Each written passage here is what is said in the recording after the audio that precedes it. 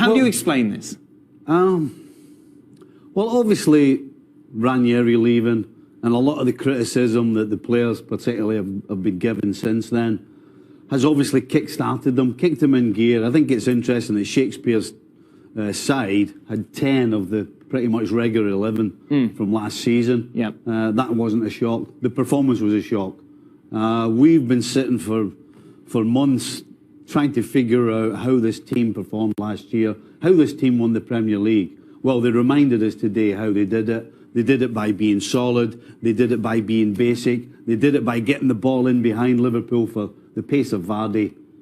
And you see what you get when you do that. Should the players be applauded or lauded? Both. Both. I look at this game and I'm analyzing it. I'm taking notes and whatever. And then I just throw everything away and say, and write one thing down. That is energy.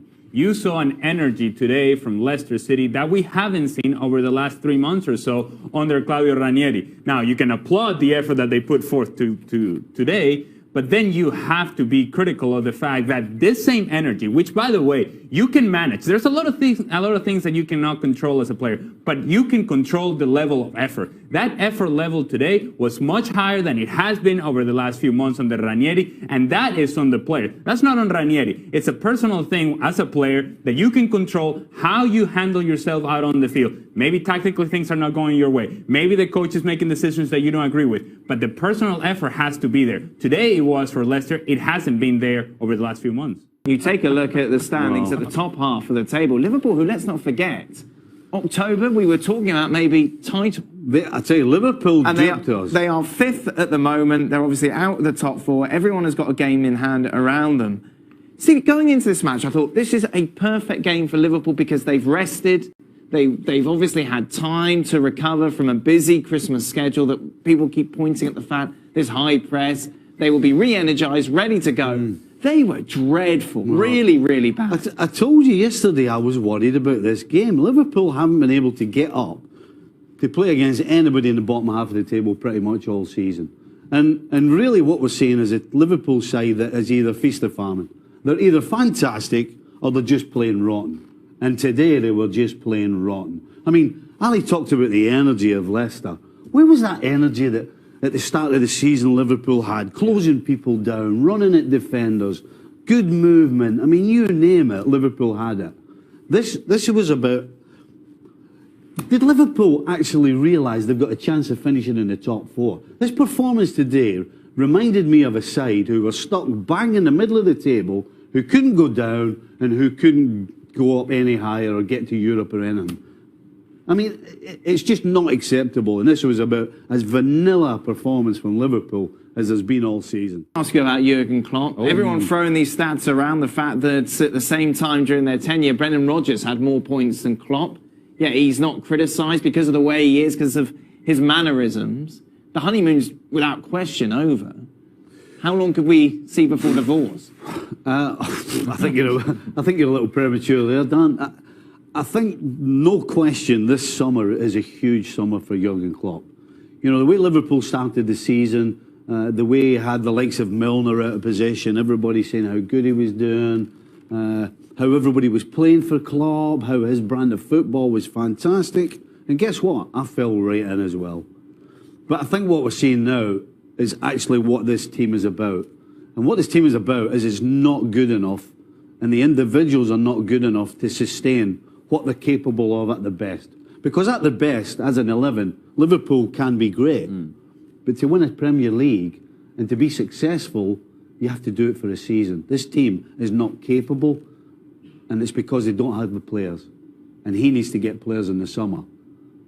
And if he doesn't, and Liverpool end up being the same as they were this year, next year, he's in trouble.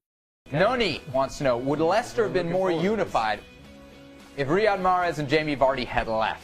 More unified. Why are we picking on those guys? Yeah, they'd be worse off. All this hard How argument. could they be more unified? Maybe if Mahrez had left. Who's going to take the place of those guys?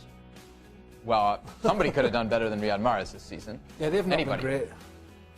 Hindsight. I can't see that they will be more unified. Why would they be more unified? I don't know. See, those it's a two Twitter should have, question. those two should have left when they had the chance. Because who really wants Jamie Vardy and Riyad Mahrez now? Should Leicester have cashed out on those guys when they had the chance and gotten what you would assume is kind of max value? Possibly. In hindsight. But you know who Right, the in smartest hindsight, guy is? It's N'Golo Kante. Yep. He's doing fine for himself. And maybe the best of the three. We won the title. I'm out. See you guys later because we're not going to do any better than this. And he's going to win it again this year. There you go. Smartest guy around. More Leicester. The thing with Vardy, I mean, when Arsenal came in for him, I can't remember who else came in for him. He was only going to be a sub at Arsenal. I know, Wouldn't have played for but he wasn't the right player for Arsenal. That was never happening. But teams defend deep against Arsenal, so he's got nowhere to go. N'Golo Kante, Chelsea or Leicester? Right. He's a player of the year, that boy. He's player of the year. Gotta be, right? Just based on what Unbelievable. last year's team did and this year's team did. Unbelievable. Been super. All right, another one here from Noni. Why did the board side with Nigel Pearson longer than Ranieri? He was dead last and called a reporter an ostrich. Yeah. What? I just think that's not that creative of an insult. If you're going to insult a reporter, there's much better Oh, thing. yeah, it was something. I've been called much worse than an You ostrich. would know. Head in the sands. Nah. You'll be called something after this is over as well. I've been called Nigel's sort of untenable, wasn't it? Wasn't that the term that they came out with when they had to get rid of him? Yeah, there was. Yeah, but I think the question is why they didn't get rid of him at the time they were struggling, because he did keep them up in the end before he lost his job. Why not move Pearson on at the same point he's moved? Right. Why give him till the end of the season, not Ranieri? I think because expectations now have just got stupid. Because they were always a relegation threatened side at that point. You know, where they are in the league now, if they'd been there 2 or 3 years ago, Leicester fans would business as usual. We're doing cartwheels around the place saying, oh, we're going to stay up. But now it's disgusting that they're down there. Do they stay up now, Ale? Now that they made this change? I think they stay up, but I don't know if it's a reflection on Leicester as much as it is a reflection of everybody else that is down there. It's a lot of bad teams down there, and I just don't know that those teams can rally. Although there's been a better performance from Hull, but Leicester, I think, will have enough to survive. Yeah. Hull, Swansea, a couple teams that have picked it up. All right, Brian, last one here. Paul, welcome back. How was your vacation? It was absolutely magnificent. Sensational? You don't want to give us more details, flesh it out a Well, I little mean, bit? look, when you get to my time of life, you go and do the good stuff. So I went and see my mum. She's 87 years old and absolutely flying. She just redecorated the whole house. Your mum's only 10 years older than you. How did that work? So, I'm not a scientist. What happened there? how's that work? And then I went to see my children and get away from this brigade. How old are your children? 5. Is it real? They're very. Yeah, we have a. Because one of your boys is on the golf, isn't he? Aye, so Brilliant job. Even better than ours. Following golf out. He follows, one of his lads, I won't say, follows the European tour around. Cameraman? No, he does graphics and all sorts of stuff in the truck. Oh, he's the one that gets blamed Aye, when it does comes that. up on the screen and it's wrong. Aye, he does that. Pressure. But, well, you know the lads he works with, Dougie Donnelly and Big Sam. Gets to go to some great places. He does that. Not Bristol, Connecticut, but you know. No, thanks for I like asking. Bristol. Thanks for asking, I like Brian, Bristol. mate. I had a fantastic time, and it's wonderful to be back with these two Oh, young yeah. men, these youngsters. Well, in comparison, You guys yes. miss him? No. Not at all.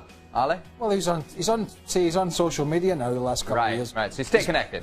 I must say he's better on it than Nico, but he's still not great on it.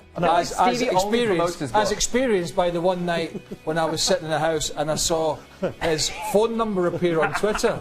Not a good idea. Because So, Explain it. so Explain it. I'm sat in my little office at home, and the phone goes. It's Craig. I think was it a Friday night or something? It was a weekend. Whatever. And the phone goes. I thought, this is strange. I said, hey mate, what's going on? He says, do you know what you've done? I said, no. He says, your phone number is for the world to see. Now, how long did it take you to tell me how to get that phone number? a long time. You let it sit up there for a minute or Long two. time. Somebody direct messaged him on a private, as you know, and asked him to privately send his phone number. It was an ex-player, and he said, yeah, no problem. And he just went, here it is. Put it on his normal Twitter, Yeah. and then he couldn't work out how to delete it. No, I couldn't.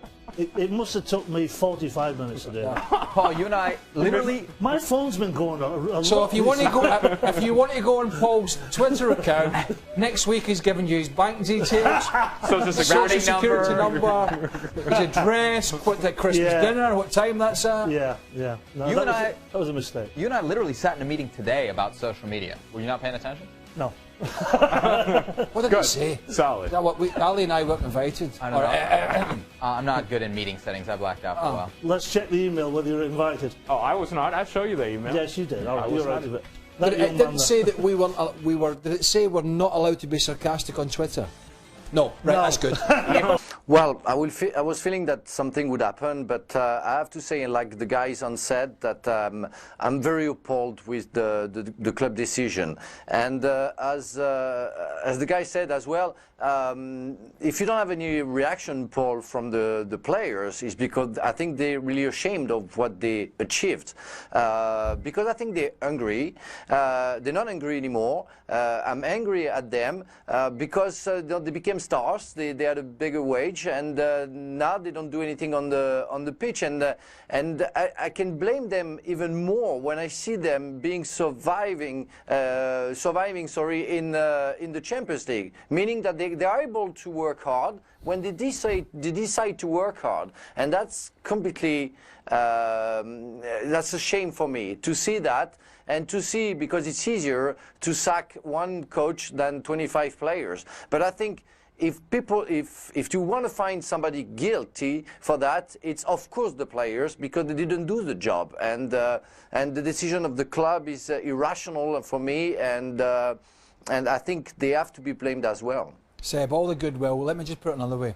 All the goodwill this club built up last year has gone, in my opinion. Now, I'm not saying I hope Leicester City get relegated, but I think there will be plenty out there that are thinking along that lines, thinking, well, I hope they get the just rewards. Let me put it in some sort of context.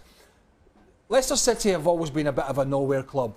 In the top division, down the divisions. In the top division, down the divisions. You know, maybe for 2, 3, 4, 5 years at a time out of top flight football. Ranieri, but not alone, delivered one of the biggest sporting achievements ever in the sport that we follow. He topped his Champions League group, albeit one of the weaker ones. He topped them. He's still in the Champions League. 1 year after winning that, or not 1 year, a few months after winning the league, they sacked the manager because they've had a few bad results and they're losing a few goals and a few players are unhappy. I mean, it is weak management of the highest level, honestly. This feels to me like this classic story of a family that wins the lottery and somehow it breaks the family apart, and somehow years down the road nobody gets along with anybody. It feels like that's the same story. Leicester City won the lottery and they didn't know what to do with those winnings. The players weren't happy with training. The players weren't happy with formations. The players weren't happy with personnel selections. That's what I'm reading in the papers today. And wait for it, the players were not happy that chicken burgers were taken off the menu. When you start hearing stories like that, that starts worrying me. This was the result of our Twitter poll. Did he deserve to go? 80% said no. How would you have voted, Shaq? Well, if you want to stay up, he had to go. That's how I'd answer it. I don't know if anybody deserves to lose their job, but if Leicester wanted to stay up, he had to go. I don't think the board had any other option. Stevie, you agree with that? Ali? 100%. Ali, you don't? I don't, simply because of what they have achieved.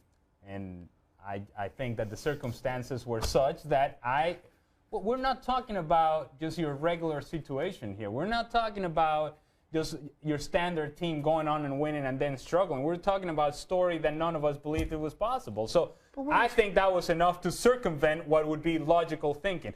What you guys say, it's logical thinking, and I agree with it to some extent. But this situation, I think, is extenuating circumstances. So you're a big softie. Yes, I am. You're a big softie. Yes, I am. I have a heart, yes. And I'm not afraid to say it. I have a heart.